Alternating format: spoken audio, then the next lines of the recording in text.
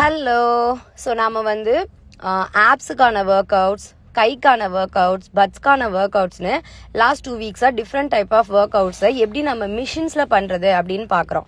So ஜென்ரலாக நம்ம பண்ணும்போது நமக்கு கிடைக்கிற எஃபெக்டை விட நம்ம வெயிட்டோட பண்ணும்போது அதுக்கான ரிசல்ட்டும் எஃபெக்டும் செம்மையாக இருக்கும். ஆனால் என்னென்னா கன்சிஸ்டண்ட்டாக பண்ணணும் அப்படிங்கிறது ரொம்ப மேண்டட்டரி. ஸோ இப்போ நம்ம பார்த்துட்டு இருக்கிறது நேற்று பார்த்த பேக் ஒர்க் அவுட்டோடைய டைப் 2.